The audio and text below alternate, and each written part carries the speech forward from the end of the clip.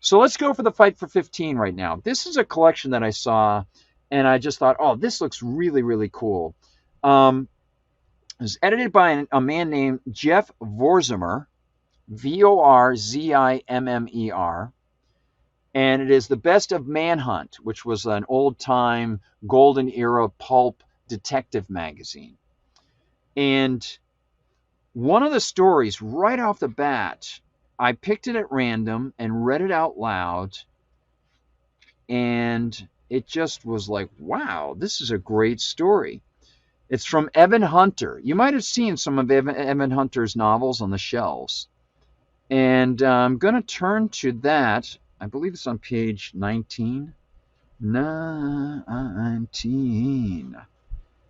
And I'll show you up close what some of the covers look like once I find the right page. Yeah, here it is. So, a lot of different covers, but you'll see if I can hold this up real close. There's some of the covers of Manhunt, right? And you can see now they've sort of gone back to that retro style with various books, like Stephen King has released some, and there's an entire series of books. What are they called? I can't even remember, but they have like, classic detective. They have like this little yellow symbol and a white spine with red letters of the cover, and then the author's name is usually in black. And you'll see those at like Barnes and Noble now. There's a whole series of these books that have started off, and I think they're like crime classics or something like that. Very pulp oriented. So here we are, everybody. We'll chill out, relax for a little on a Friday night, 14th. Spring is upon us. Thanks for hanging out. And yeah, if you want to grab some food, grab some coffee, get a cupcake or whatever, I'll read you the story. Here's our fight for 15. All right, little relaxation after today. Here we go. This is from Evan Hunter. It's a story called On the Sidewalk, Bleeding. And it was published in July of 1957. The boy lay bleeding in the rain. He was 16 years old, and he wore a bright purple silk jacket, and the lettering across the back of the jacket read, The Royals. The boy's name was Andy, and the name was delicately scripted in black thread on the front of the jacket, just over the heart. Andy. He had been stabbed 10 minutes ago. The knife had entered just below his rib cage and had been drawn across his body violently, tearing a wide gap in his flesh. He lay on the sidewalk with the March rain drilling his jacket and drilling his body and washing away the blood that poured from his open wound. He had known excruciating pain when the knife ripped across his body, and then suddenly comparative relief when the blade was pulled away. He had heard the voice saying, "That's for you, Royal," and then the sound of footsteps hurrying into the rain, and then he had fallen to the sidewalk, clutching his stomach, trying to stop the flow of blood. He tried to yell for help, but he had no voice. He did not know why his voice had deserted him, or why the rain had become so suddenly fierce, or why there was an open hole in his body from which his life ran redly, steadily. It was 11:30 p.m., but he did not know the time. There was another thing he did not know. He did not know he was dying. He lay on the sidewalk bleeding, and he thought only, "That was a fierce rumble. They got me good that time." But he did not know he was dying. He would have been frightened had he known. In his ignorance, he lay bleeding and wishing he could cry out for help, but there was no voice in his throat. There was only the bubbling of blood from between his lips whenever he opened his mouth to speak. He lay silent in his pain, waiting for someone to find him. He could hear the sound of automobile tires hushed on the muzzle of the rain-swept streets, far away at the other end of the long alley. He lay with his face pressed to the sidewalk, and he could see the splash of neon far away at the other end of the alley, tinting the pavement red and green, slickly brilliant in the rain. He wondered if Laura would be angry. He had left the jump to get a package of cigarettes. He had told her he would be back in a few minutes, and then he had gone downstairs and found the candy store closed. He knew that Alfredo's on the next block would be open until at least 2, and he had started through the alley. And that was when he'd been ambushed. He could hear the faint sound of music now, coming from a long, long way off, and he wondered if Laura was dancing, wondered if she had missed him yet. Maybe she thought he wasn't coming back. Maybe she thought he'd cut out for good. Maybe she'd already left the jump and gone home. He thought of her face, the brown eyes and the jet black hair, and thinking of her, he forgot his pain a little, forgot that blood was rushing from his body. Someday he would marry Laura. Someday he would marry her, and they would have a lot of kids, and then they would get out of the neighborhood. They would move to a clean project in the Bronx, or maybe they would move to Staten Island when they were married, when they had kids.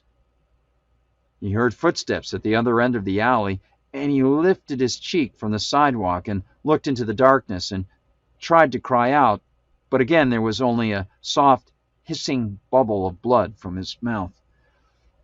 The man came down the alley. He had not seen Andy yet. He walked and then stopped to lean against the brick of the building, and then walked again. He saw Andy then and came toward him, and he stood over him for a long time, the minutes ticking, ticking, watching him and not speaking. Then he said, "What's the matter, buddy?" Andy could not speak, and he could barely move. He lifted his face slightly and looked up at the man, and in the rain-swept alley he smelled the sickening odor of alcohol and realized the man was drunk. He did not feel any particular panic.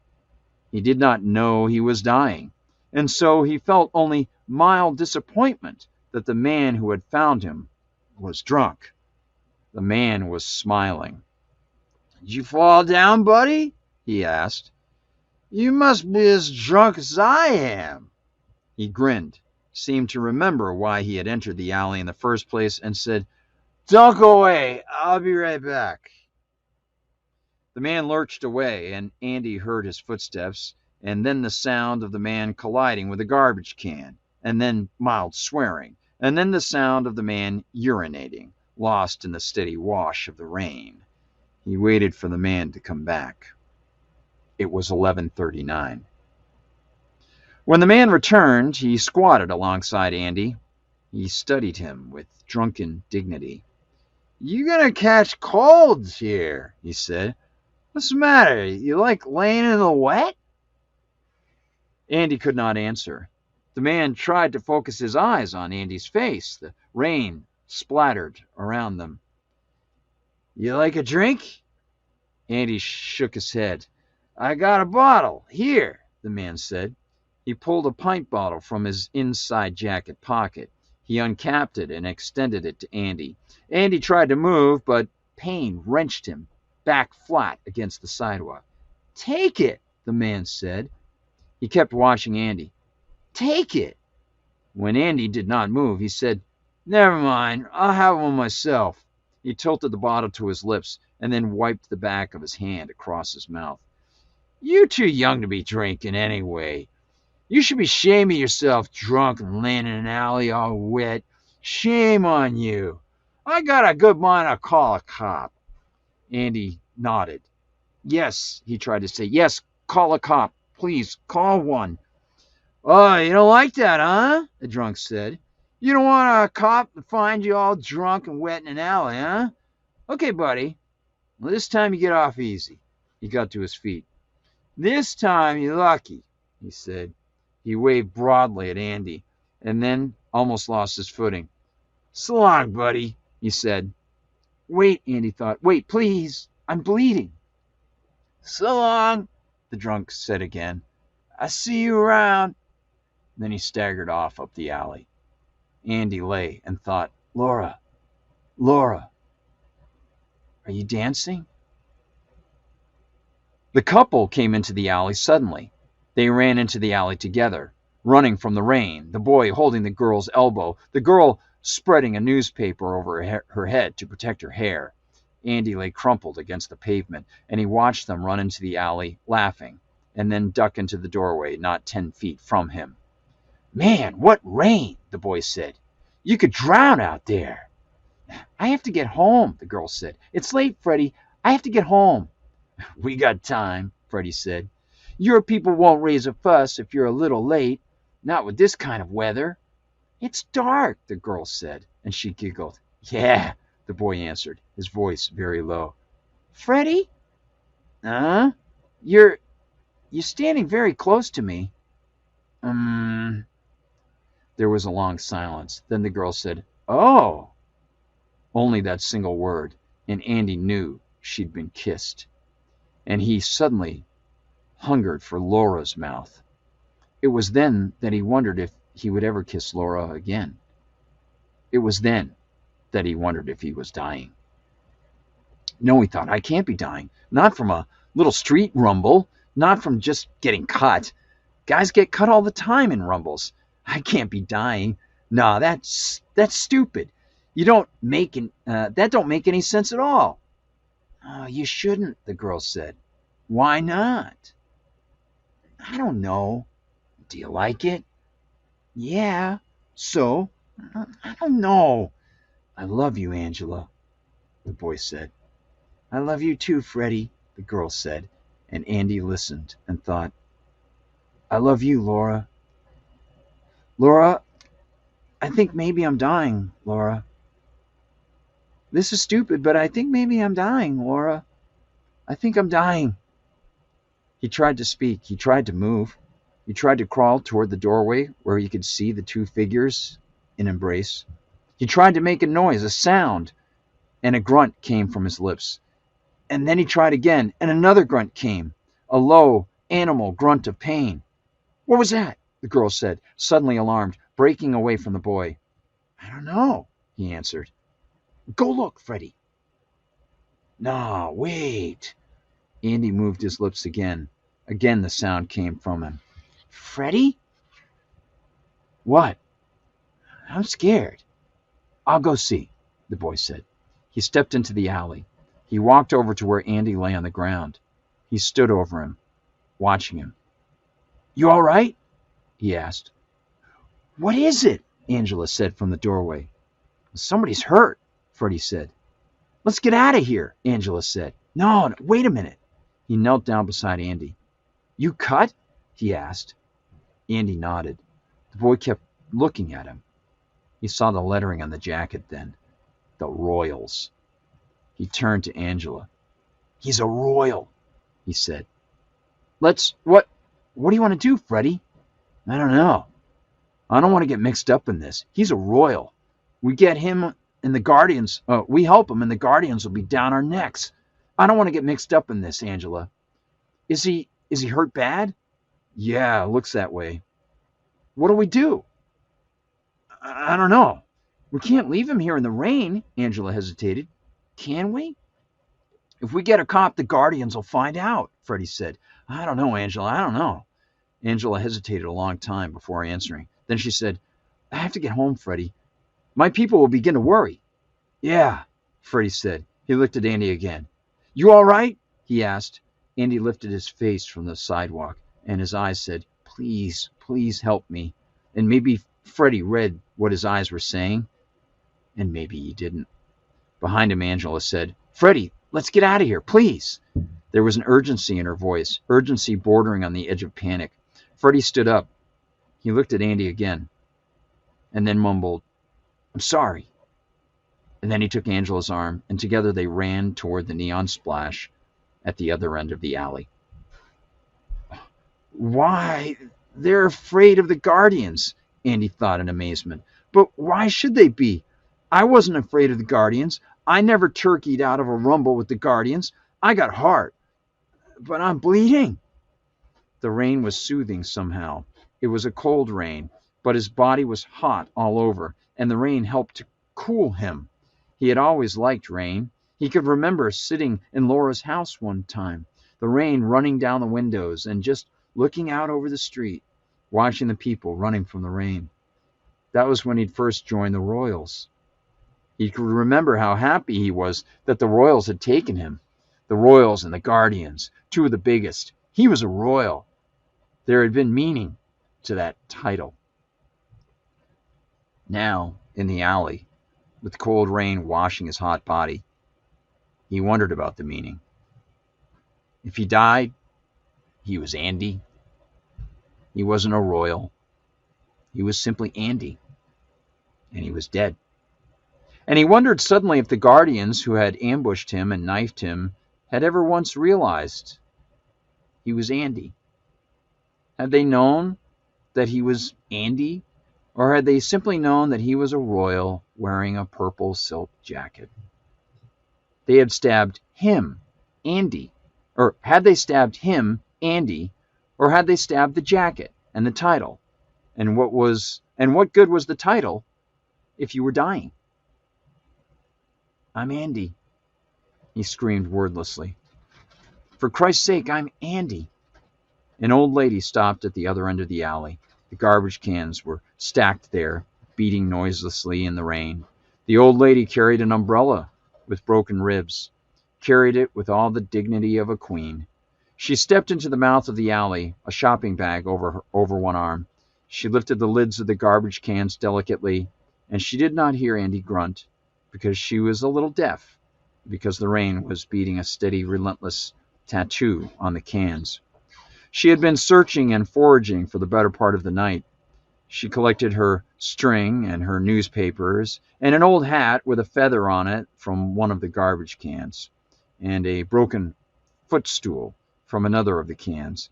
And then she delicately replaced the lids and lifted her umbrella high and walked out of the alley mouth with queenly dignity. She had worked swiftly and soundlessly, and now she was gone. The alley looked very long now. He could see people passing at the other end of it, and he wondered who the people were, and he wondered if he would ever get to know them, wondered who it was on the Guardians who had stabbed him, who had plunged the knife into his body. "That's for you, Royal," the voice had said, and then the footsteps, his arms being released by the others, the fall to the pavement. "That's for you, Royal." Even in his pain, even as he collapsed, there had been some sort of pride in knowing he was a Royal. Now there was no pride at all. With the rain beginning to chill him and the blood pouring steadily between his fingers, he knew only a sort of dizziness. And within the giddy dizziness, he could only think, "I want to be Andy." It was not very much to ask of the world. He watched the world passing at the other end of the alley. The world didn't know he was Andy. The world didn't know he was alive. He wanted to say, "Hey, I'm alive! Hey, look at me, I'm alive! Don't you know I'm alive? Don't you know I exist?" He felt weak and very tired. He felt alone and wet and feverish and chilled, and he knew he was going to die now. And the knowledge made him suddenly sad. He was not frightened. For some reason, he wasn't frightened.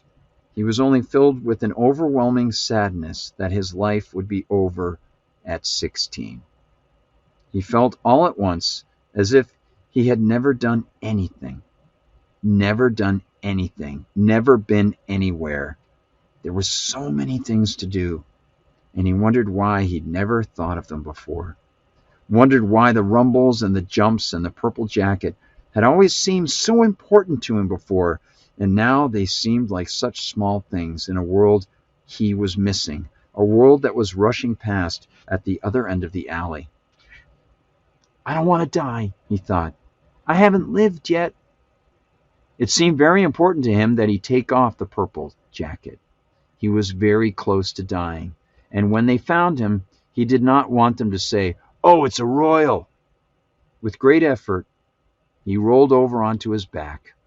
He felt the pain tearing at his stomach when he moved, a pain he did not think was possible, but he wanted to take off the jacket. If he never did another thing, he wanted to take off the jacket. The jacket had only one meaning now, and that was a very simple meaning. If he had not been wearing the jacket, he would not have been stabbed. The knife had not been plunged in hatred of Andy. The knife hated only the purple jacket. The jacket was a stupid, meaningless thing that was robbing him of his life. He wanted the jacket off his back. With an enormous loathing, he wanted the jacket off his back. He lay struggling with the shiny, wet material. His arms were heavy, and pain ripped fire across his body whenever he moved. But he squirmed and fought and twisted until one arm was free and then the other, and then he rolled away from the jacket and lay quite still, breathing heavily, listening to the sound of his breathing and the sound of the rain, and thinking, "Rain is sweet. I'm Andy." She found him in the alleyway a minute past midnight. She left the dance to look for him, and when she found him, she knelt beside him and said, "Andy, it's me, Laura." He did not answer her. She backed away from him, tears springing into her eyes, and then she ran from the alley hysterically and did not stop running until she found the cop. And now, standing with the cop, she looked down at him, and the cop rose and said, "He's dead." And all the crying was out of her now. She stood in the rain and said nothing, looking at the dead boy on the pavement and looking at the purple jacket that rested a foot away from his body. The cop picked up the jacket and turned it over in his hands. "A royal, huh?" he said. The rain seemed to beat more steadily now, more fiercely. She looked at the cop and, very quietly, she said, "His name is Andy."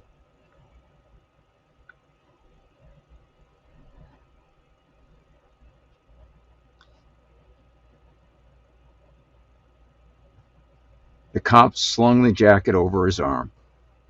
He took out his black pad, and he flipped it open to a blank page.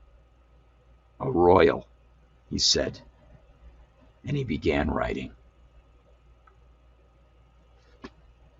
So that is by Evan Hunter. You can find his novels around. He's been at it for a long time, From the Best of Manhunt. And check that out. The story, again, On the Sidewalk, Bleeding, from 1957. So I hope that was good. And, of course, gets you thinking a lot about labels and identities, stuff like that, rather than individualism and hope in the future, creating a family.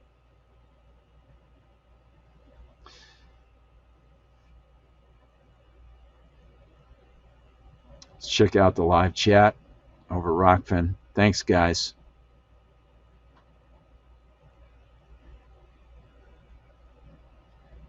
Yeah. Good to have you all here, everybody. Thanks so much for hanging out. We'll say goodnight now. And, yeah, I'll look for nights tomorrow night, guys. Tomorrow morning, 10 a.m. That'll be awesome. And, of course, everybody, if you're just joining us, you don't know what I'm talking about, then in addition to tomorrow morning, check out the links that you will find over at Knights of the Storm, the Friends page. Also, go into the forum. Check out what's happening in the forum. I want to post over there tomorrow. I got to get signed up, I think. And, yeah, you'll see David Knight, Tony Arterburn doing his stuff. Very, very busy, as David has said, with Wise Wolf Gold and Silver. Billy Ray, Don Jeffries, and Billy Ray, Don, and Tony are all part of America Unplugged. You can find them on Rockfin. There's their podcasts. There's the link for me. Thanks, guys. Chris Graves, great stuff. Chris's show, they've just been remarkable, as well as the new Prisoner shows. Eric Peters, want to get Eric on next week. Charlie Robinson, and, of course, Angry Tiger, great expert financial information. as well as political analysis and great spiritual analysis. Jason Barker, great spirit, great politics, great economics, great guys. And now added to it, Free Mind Films. We were going to speak with Chris Emery and also Mary Ellen of Free Mind Films, but that was the night that my computer bit the dust. So we're going to try to do it next week. So there is some great stuff over there at Knights of the Storm. I hope you check it out. And I will say fare thee well to everyone as I go to make a fine repast. Want to thank again, very nice spirit of kindness from Christy. And oh, I see just now appearing Biodigital Goblin. Thank you for the gesture. That's the word I was looking for. Thank you for the gesture. And by the way, Handy, I'm sorry the name was slipping from me before, but Jason pulled it in. It's very interesting. So far, my brain seems to be functioning on all wires, even though I get pooped out sometimes. But I think everybody does. But you guys totally energized me with all the big stuff. It's worth working hard to get the information out there. And I know everybody works really hard in so many different ways. To think about, it's interesting to think about all the different skills and family things you got going on and other things. And yet here we all are covering news stories and thinking about philosophies and morals, thinking about that story. And, that was made up by Evan Hunter. But surely there were people who, must have experienced terrible things like that. And, it's just a story, but it gets you thinking about, what's going on in your life and, the way people can be fooled by short-term interests versus long-term stuff and get diverted by all these groupthink things and, rather than just leading their lives and making their friends and creating families and, doing what God had intended you to do. So anyway, thanks so much, everybody. I'm glad I got graced with a wonderful mom and dad, and my family's terrific. Love to start my own family someday. We'll see how that goes. Got to meet the right lady and do the right things professionally. So we'll see how it goes. But thank you again, Biodigital Goblin. Thanks so much. And thank you again, Christy. Super awesome. And I will head out. I'll give you something nice to go away as we head out. It's going to be something, say go away. It seems like, oh yeah, I'm going to leave you now. And everything's, yeah, going to leave you with a rockin' video. And I'm going to hopefully this weekend do a new video, a couple new videos that should be really cool. And I'll do my live outro too. And one of the things I keep forgetting to mention is that there is, in part of what you see in the videos, there is footage from Midnight Oil, which is one of the greatest live moments. But I'll tell you about that later. Right now, let's just check out some King Kong, some Kolchak, some Shriekback, and other cool stuff, Rat Patrol. And I'll say fare thee well. Thank you, everyone. Have a great night.